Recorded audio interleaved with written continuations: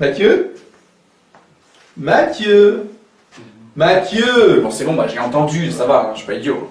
Bah, tu m'écoutes pas apparemment. On n'est pas obligé de toujours t'écouter, hein, sinon j'ai une vie aussi, moi, hein, ok? À votre avis, de quoi nous allons parler Nous allons aujourd'hui? parler de la communication, et notamment de la communication Dans le couple. Hein. dans la famille ou en Et communauté. Voilà, exactement. Et donc c'est Palme. Pas qu'à la maison, vidéo 35. Voilà. Nous vous avons ramené des petites choses. D'abord, ce petit rappel de la recette du bonheur ou aimer comment faire. La manière d'aimer est très importante pour pouvoir réussir sa vie et réussir l'amour et réussir le bonheur. Et une des trois triades, c'est la communication, la parole. Écouter, recevoir, parler, blablabla. Alors, mon petit curé, tu nous as ramené des petites images qui font un petit peu peur comme ça, on a l'impression d'une personne démantibulée. Bref, communication, on est bon par voilà, bref. Le cerveau, tu voudrais nous dire quoi tout de suite? Ça n'est pas le sien est beaucoup trop petit. Voilà. Voilà. Alors le cerveau, pourquoi? Parce qu'on s'aperçoit, en particulier dans les couples qu'on peut rencontrer où il y a des problèmes de communication, oui, ça arrive quand même régulièrement malheureusement, eh bien on s'aperçoit que, en fait, en fonction de l'éducation qu'on a reçue, les mots et les gestes n'ont pas forcément les mêmes sens. Pas du tout. Et donc, une parole qui est dite par l'un peut blesser l'autre, alors qu'il ne voulait absolument pas le blesser. Voilà. Et du coup, il y a des choses comme ça qui peuvent s'accumuler dans le couple parce qu'on se dit, bon, il n'a pas fait exprès, etc. Mais n'empêche qu'on encaisse. Et puis un beau jour, bah, ça explose et l'autre il se demande ce qui lui arrive. Pourtant, il a essayé d'aimer de tout son cœur. Et voilà. Exemple. Si dans une famille, bon, ça arrive, la façon de s'exprimer c'est passe-moi le sel. Et donc le gars ou la fille arrive, passe-moi le sel, fais ceci, fais cela, en mode tac-tac. De l'autre côté, si l'éducation c'était s'il te plaît, passe-moi ceci, ou s'il te plaît, machin, ça, quand l'autre va lui dire passe-moi le sel, ça sera reçu comme une agression caractérisée. Alors que l'autre, il a toujours fonctionné comme ça. Et donc l'éducation impacte énormément. Donc vivre ensemble, ça implique que sans cesse on se dise, quand l'autre dit ça, je dois mettre mon filtre, attention, avec sa vie à lui, son éducation, ça ne veut pas dire la même chose pour moi. Et je crois qu'il faut aussi dire tout de suite à l'autre, ce que tu viens de me dire, ça m'a blessé, ou ce que tu viens de me dire, ça m'a agressé. Parce que si je ne le dis pas, l'autre il ne peut pas changer. Ça n'est pas possible. Mais si on se dit ça l'un à l'autre, petit à petit, on peut s'ajuster l'un à l'autre. Et donc les non-dits dans la communication, c'est ce qu'il y a de pire, et c'est ce qui amène toujours à des catastrophes. Exactement. Cela étant dit, parfois aussi, nos psychologies étant ce qu'elles sont, on ne peut pas toujours changer. Et donc on fait des efforts, mais parfois le naturel revient au lot. Ce qui est là dans l'enfance change plus difficilement avec l'âge. Mais je pense que la communication dans un couple, c'est un vrai chemin à emprunter ensemble. Hein. Oui. Et je me dis, voilà, il faut s'ajuster l'un à l'autre dans ce domaine-là comme dans bien d'autres. Du coup, le deuxième, c'est de dire ce que l'on ressent, de dire ce que l'on a dans le cœur. Et ça, on en avait parlé des paroles valorisantes la dernière fois. Pour dire à quelqu'un qu'on l'aime, il faut le mettre en valeur. Et ça, c'est extrêmement important d'essayer de recevoir la beauté de l'autre. Ce sur quoi je n'avais pas du tout insisté, mais qui est aussi très important, peut-être même plus important parfois, c'est de dire ce qui se passe à l'intérieur de mon cœur. Je te fais suffisamment confiance pour te le dire. J'ose dire quelque chose qui me dérange, j'ose dire quelque chose qui m'a touché. Il y en a qui ne sont pas du tout à l'aise avec leurs propres sentiments, ils n'aiment pas exprimer. Dans un couple, l'autre se nourrit de ce que vous vivez. Et donc, il y en a qui ont soif, ils n'attendent qu'une chose, c'est que l'autre lui dise ce qu'il y a dans son cœur. Mais l'autre dit, qu'est-ce que tu as fait aujourd'hui? L'autre dit, bah aujourd'hui je suis allé là, je suis allé là, je suis allé là, je suis allé là. On mange maintenant? Alors que la soif c'était, mais qu'est-ce que tu ressens? Qu'est-ce que tu vis à l'intérieur? J'ai l'impression d'être exclu de ton cœur parce que je ne sais pas ce qui se passe dedans. Oui, la communication, c'est pas seulement faire, je dirais, le bilan de sa journée avec l'autre. On coche les cases. Voilà, c'est de dire au cours de cette journée, voilà ce que j'ai ressenti à travers la rencontre de telle personne ou à travers tel événement que j'ai vécu. Et là, ça devient intéressant.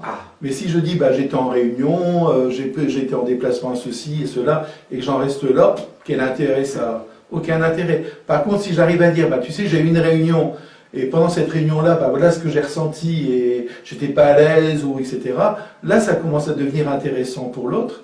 Et l'autre peut aussi nous aider peut-être à discerner je dirais, parfois dans ce que j'ai pu répondre, dans ce que j'ai vécu, telle ou telle attitude qui n'était pas forcément bonne ou qui était excellente. Donc, si on veut aimer quelqu'un, si on veut vivre en couple, en famille, en frères et sœurs ou dans une communauté, il faut dire ce qui se passe à l'intérieur, mais pour pouvoir dire ce qui se passe à l'intérieur, il faut aller voir de temps en temps aussi dans notre cœur. Voilà. C'est pas facile pour tout le monde, hein. Donc, il faut être miséricordieux avec ceux qui ont le plus de mal. Il faut du temps pour le faire. Voilà. On prend un exemple concret aussi, là maintenant sur le conflit. Ça peut arriver qu'on soit pas d'accord et tout ça, machin, des problèmes. En fait, la résolution de conflit, on dit le tu. Dire à l'autre, tu as fait ça, tu as fait ça, tu as fait ça, ça tue la relation et ça tue l'autre. Dans un conflit, on essaye de dire chacun ce que l'on ressent. Voilà, il s'est passé ça, il y a eu cette parole qui est sortie de ta bouche, moi ça m'a blessé, pour telle et telle raison, pour moi. Alors on dit ce qui se passe, ce que chacun en ressent. Et après on essaye de s'ajuster tout ça. Mais pointer son doigt vers l'autre en lui disant tu, clac, c'est là. Et je crois qu'il faut se donner aussi les moyens de la communication. Dans les équipes Notre-Dame, il y a quelque chose qui existe et qui est très beau, qui est le devoir de s'asseoir. Le DSA. Voilà, ça veut dire qu'une fois par mois, par semaine ou par tous les 15 jours, ça dépend des couples. À la date anniversaire du mariage, par exemple, etc., on prend le temps de s'asseoir, de relire un peu tout ce qu'on a vécu pendant les 15 derniers jours ou le mois qui s'est écoulé, et puis on essaie de se dire d'abord ce qui est positif, tout ce qui a été source de joie, etc., dans ce qu'on a vécu. Et après, on se dit tout ce qui a été plus difficile à vivre.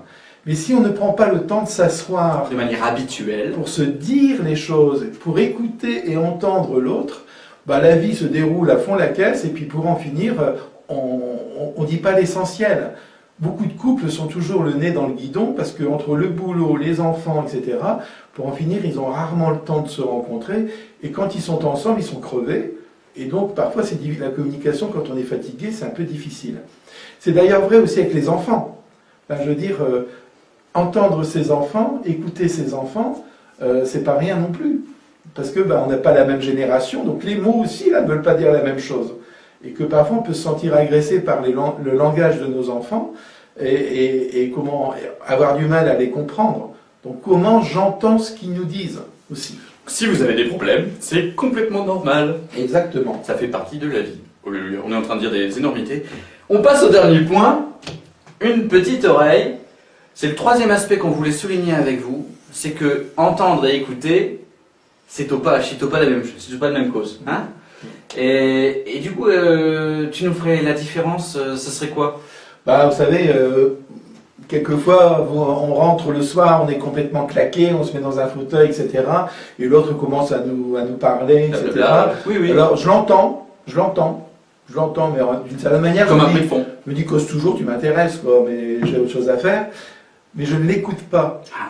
Je ne l'écoute pas, ça veut dire que je ne comprends pas ce qu'il veut me dire pour en finir. Et la différence, elle est là, entre entendre quelqu'un et écouter quelqu'un, c'est complètement différent. Et ça, c'est aussi une clé, et ce que le père Pascal a mis en avant, s'écouter de manière régulière, avoir des temps. Bon, tout le monde n'est pas à avoir une vie très réglée, donc il y a des artistes, il y a tout. Mais dans l'agenda, c'est quand même bien d'avoir des temps spécifiques où on coche une case, mais on sait aussi que l'amour passe par là. Écouter quelqu'un, on n'a pas envie de l'écouter, on ressent rien si ce n'est de la fatigue. Si vous êtes là et que vous l'écoutez, vous essayez de l'écouter en le regardant, c'est de l'amour. Vous ressentez de l'épuisement, de la fatigue, de la colère, mais en réalité, ce que vous vivez, c'est de l'amour. C'est du véritable amour.